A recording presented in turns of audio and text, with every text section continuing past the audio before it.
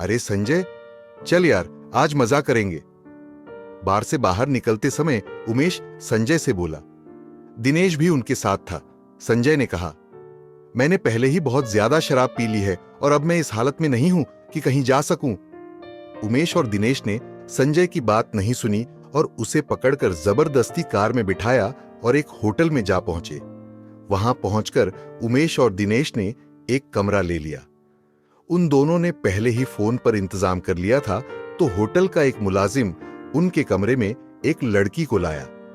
उमेश ने उस मुलाजिम को पैसे दिए। वह लड़की को वहीं छोड़कर चला गया। वह एक साधारण लड़की थी। लगता था कि वह पहली बार इस तरह का काम कर रही थी, क्योंकि उसके चेहरे पर घबराहट के भाव थे। उसके कपड़े भी साधारण थे और कई जगह से फटे हुए थे। संजय उस लड़की के चेहरे को एकटक देख रहा था।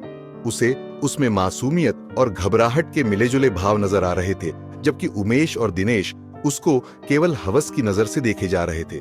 तभी उमेश लड़खड़ाता हुआ उठा और उसने दिनेश व संजय को बाहर जाने के लिए कहा।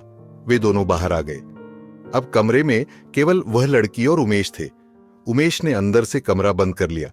संजय को यह सब बिल्कुल भी अच्छा नहीं लग रहा था, लेकिन उमेश और दिनेश ने इतनी ज्यादा शराब पी ली थी कि उन्हें होश ही न था कि वे क्या कर रहे हैं। काफी देर हो गई तो संजय ने दिनेश को कमरे में जाकर देखने को कहा। दिनेश शराब के नशे में चूर था। लड़खड़ाता हुआ कमरे के दरवाजे पर पहुंचकर उसे खटखटाने लगा। काफी देर बाद लड़की ने दरवाजा खोला। उस लड़की ने दिनेश से कहा कि उसका दोस्त सो गया है, उसे उठा लो। नशे की हालत में चूर दिनेश उस लड़की की बात सुनने के बजाय पकड़कर उसे अंदर ले गया और दरवाजा बंद कर लिया। संजय दूर बरामदे में बैठा यह सब देख रहा था। दिनेश को भी कमरे में गए काफी देर हो गई तो संजय ने दरवाजा खड़काया। इस बार भी उसी लड़की ने दरवाजा खोला। वह परेशान दिख रही थी। उसने संजय की तरफ देखा और कहा, बाबू, ये लोग कुछ कर भी नहीं कर रहे और मेरा पैसा भी नहीं दे रहे हैं। मुझे पैसे की जरूरत है और जल्दी घर भी जाना है। कहते हुए उस लड़की का गला बैठ सा गया।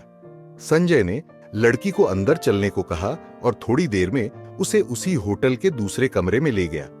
उसने जाते हुए देखा कि उमेश और दिनेश शराब में चूर बिस्तर पर पड़े थे। संजय ने दूसरे कमरे में उस लड़की को बैठने को कहा। लड़की घबराते हुए बैठ गई। वह थोड़ा जल्दी में लग रही थी। संजय ने उसे पास रखा पानी पीने को दिया, जिसे वह एक सांस में ही पी गई। पानी पीने के बाद वह लड़की खड़ी हुई और संजय से बोली, बाबू, अब जो करना है जल्दी करो। मुझे पैसे लेकर जल्दी घर पहुंचना है। संजय को उसकी मासूम बातों पर हंसी आ रही थी। उसने उसे पैसे दे दिए तो उसने पैसे रख लिए और संजय को पकड़कर बिस्तर पर ले गई और अपने कपड़े उतारने लगी। संजय ने उसका हाथ पकड़ा और कपड़े खोलने को मना किया। लड़की बोली, नहीं बाबू, कस्तूरी ऐसी लड़की नहीं है जो बिना काम के किसी से भी पैसे ले ले। मैं गरीब जरूर हूं, लेकिन भीख नहीं लूंगी। संजय अब बोल नहीं पा रहा था। तभी कस्तूरी ने संजय का हाथ पकड़ा और उसे बिस्तर पर ले गई। यह सब इतना जल्दी में हुआ कि संजय कुछ कर नहीं पाया। कस्तूरी ने जल्दी से अपने कपड़े उतारे और संजय के भी कपड़े उतारने लगी। अब कस्तूरी संजय के इतने नजदीक थी कि उसके मासूम चेहरे को वह बड़े प्यार से देख रहा था। वह कस्तूरी की किसी बात का विरोध नहीं कर पा रहा था। उसके मासूम हाव भाव व चेहरे से संजय की नजर हटती। तब तक कस्तूरी वह सब कर चुकी थी जो पति पत्नी करते हैं। कस्तूरी ने जल्दी से कपड़े पहने और होटल के कमरे से बाहर निकल गई। संजय अभी भी कस्तूरी के ख्यालों में खोया हुआ था। समय बीतता गया, लेकिन संजय के दिमाग से कस्तूरी निकल नहीं पा रही थी। एक दिन संजय बाजार में सामान खरीद रहा था। उसने देखा कि कस्तूरी भी उसके पास की ही एक दुकान से सामान खरीद रही थी। संजय उसको देखकर खुश हुआ। उसने कस्तूरी को आवाज दी तो कस्तूरी ने मुड़कर देखा और फिर दुकानदार से सामान लेने में जुट गई। संजय उसके पास पहुंचा। कस्तूरी ने संजय की तरफ कोई ध्यान नहीं दिया। कस्तूरी ने सामान खरीदा और दुकान से बाहर निकल गई। संजय उसे पीछे से आवाज देता रहा, लेकिन उसने अनसुना कर दिया। कुछ दिन बाद संजय को कस्तूरी फिर दिखाई दी। उस दिन संजय ने कस्तूरी का हाथ पकड़ा और उसे भीड़ से दूर खींच कर ले गया और उससे उसकी पिछली बार की हरकत के बारे में पूछना चाहा तो संजय के पैरों की जमीन खिसक गई। उसने देखा कस्तूरी का चेहरा पीला पड़ चुका था और वह बहुत कमजोर हो गई थी। उसने अपनी फटी चुनरी से अपना पेट छिपा रखा था, जो कुछ बाहर दिख रहा था। कस्तूरी वहां से जाने के लिए संजय से जोर आजमाइश कर रही थी। संजय ने किसी तरह उसे शांत किया और भीड़ से दूर एक चाय की दुकान पर बिठाया। संजय ने गौर से कस्तूरी के चेहरे की तरफ देखा तो उसका दिल बैठ गया। कस्तूरी सचमुच बहुत कमजोर थी। संजय ने कस्तूरी से उसकी इस हालत के बारे में पूछा तो पहले तो कुछ, लेकिन संजय ने प्यार से उसके सिर पर हाथ फेरा तो वह रोने लगी। संजय कुछ समझ नहीं पा रहा था। कस्तूरी ने अपने आंसू पोंछे और बोली, बाबू, मेरी ये हालत उसी दिन से है जिस दिन आप और आपके दोस्त मुझे होटल में मिले थे। संजय ने उसकी तरफ सवालिया नजरों से देखा तो वह फिर बोली, बाबू, मैं कोई धंधे वाली नहीं हूं। मैं उस गंदे नाले के पास वाली कच्ची झोपड़पट्टी में रहती हूं। उस दिन पुलिस मेरे भाई को पकड़कर ले गई थी क्योंकि वह गली में चरस गांजा बेच रहा था। उसे जमानत पर छुड़ाना था और मेरे मां बाप के पास पैसा नहीं था। अब मुझे ही कुछ करना था। मैंने अपने पड़ोस में सबसे पैसा मांगा लेकिन किसी ने नहीं दिया। थक हार कर मैं बैठ गई तो मेरी एक मौसी बोली कि इस बेरहम जमाने में कोई मुफ्त में पैसा नहीं देता।